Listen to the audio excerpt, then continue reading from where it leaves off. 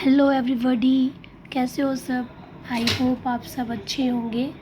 सो आज हम करेंगे प्रॉपर्टीज़ ऑफ डिविजन्स। क्या करेंगे? Properties of divisions. Properties of divisions means divisions की क्या क्या क्वालिटीज़ है।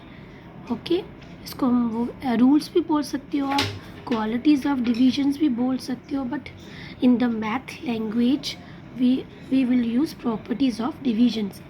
जैसे आप में क्या क्वालिटीज़ है, तो same in the divisions, properties of divisions. Okay, सबसे पहले प्रॉपर्टीज़ क्या है? When we divide any number by a 1। Okay, when we divide any number by 1, then the quotient or answer is divided itself। ठीक है, क्या मतलब है इसका? कि जब हम कोई भी नंबर हो, किसी भी नंबर को हम अगर 1 से डिवाइड करेंगे तो जो क्वोशंट या आंसर जो आएगा वो हमेशा डिविडेंड ही आएगा। ठीक है, देखो एग्जांपल लेते हैं 26 डिवाइडेड बाय 1। आप कोई भी नंबर ले सकते हो, मैंने यहाँ पे लिया है 26।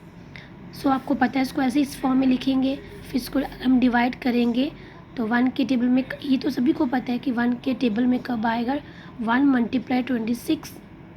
ठीक है, मल्टीप्लिकेशन में आपने पढ़ा होगा कि जब भी हम किसी भी नंबर को मल्टीप्लाई करेंगे 1 के साथ तो वो नंबर खुद ही आता है। ठीक है, मल्टीप्लाई करके वो सेम नंबर आएगा।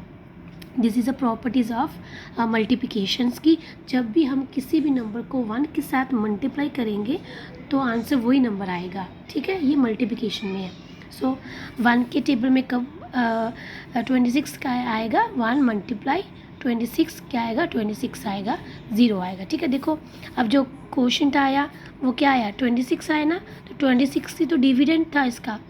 ठीक है, ये है इसकी फर्स्ट प्रॉपर्टी कि जब भी हम किसी भी नंबर को 1 के साथ डिवाइड करेंगे, जब भी हम किसी नंबर को, कोई भी नंबर आप यूज़ कर सकते हो, उसको डिवाइड करेंगे 1 के साथ तो आंसर जो आएगा, जो क्वोशंट आएगा वो वही डिविडेंड ही आएगा। ठीक है, ये फर्स्ट प्रॉपर्टीज़ है डिविजन्स की।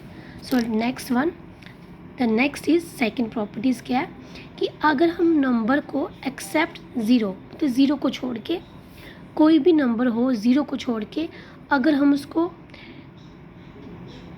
सॉरी मैंने डिविडेंड लिख दिया, डिवाइडेड आना था यहाँ पे।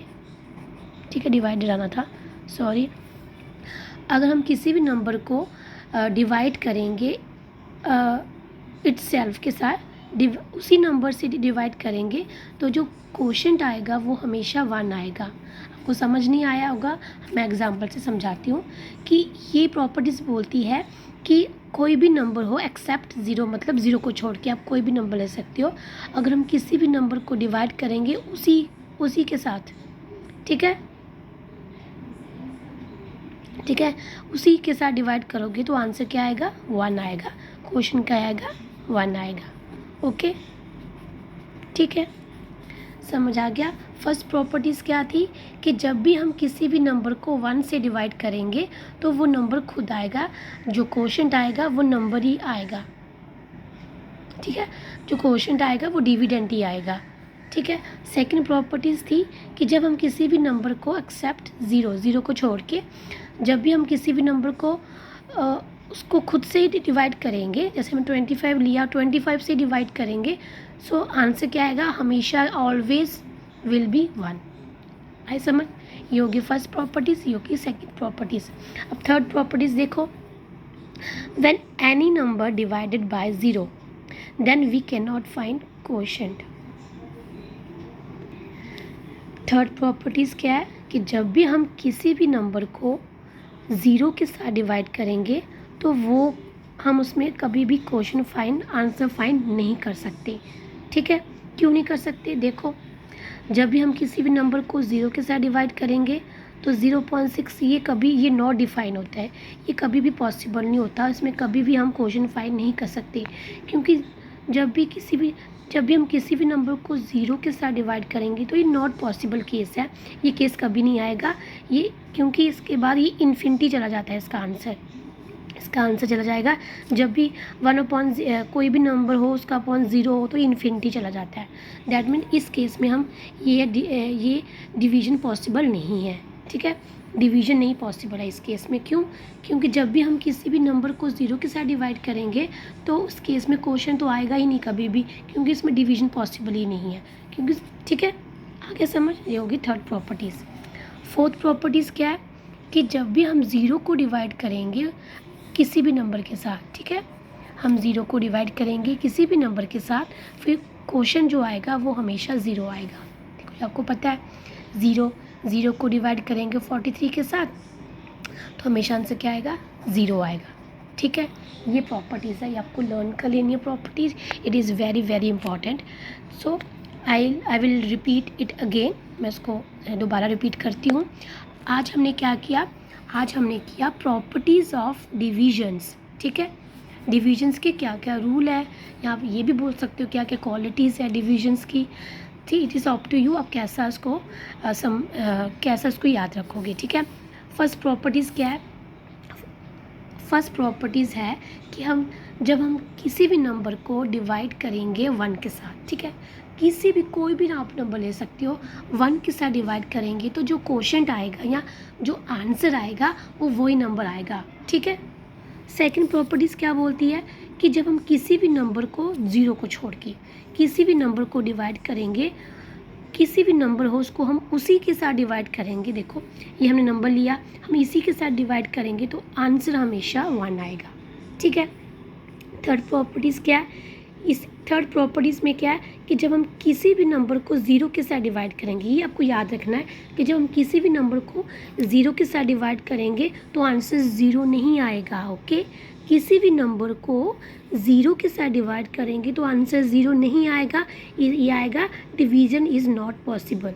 डिवीज़न पॉसिबल ही नहीं है इस केस में, आगे समझ। और फोर्थ प्रॉपर्टीज़ क्या है? जब हम 0 को डिवाइड करेंगे किसी भी नंबर के साथ तो आंसर 0 आएगा, ठीक है। आई समझ आपको? ये 4 प्रॉपर्टीज़ है, it's very very important properties, ठीक है। आई समझ क्या है? अब मैं शॉर्टकट में बताती हूँ। जब हम किसी भी नंबर को, कोई भी नंबर हम जब उसी के साथ डिवाइड करेंगे तो आंसर 1 आएगा। सेकंड प्रॉपर्टीज़ क्या थी? जब हम सेम नंबर को सेम के साथ ही डिवाइड करेंगे, किसी जो भी डिविडेंड है, डिविडेंड और डिवाइज़र सेम ही होगा। आप ऐसे भी बोल सकते हो, इसमें डिविडेंड और डिवाइज़र सेम होगा, उसमें हमेशा जो क्वोशंट आएगा वो 1 आएगा, ठीक है। थर्ड प्रॉपर्टीज़ है जिसमें नॉट पॉसिबल केस है, जिसमें अगर हम कोई भी नंबर को हम 0 के साथ डिवाइड करेंगे ना तो वो केस ही नहीं बनता, उसमें डिवीज़न पॉसिबल ही नहीं है। और फोर्थ प्रॉपर्टीज़ क्या है? जब हम 0 को किसी भी नंबर के साथ डिवाइड करेंगे then answer always will be 0। I think आपको समझ आया होगा।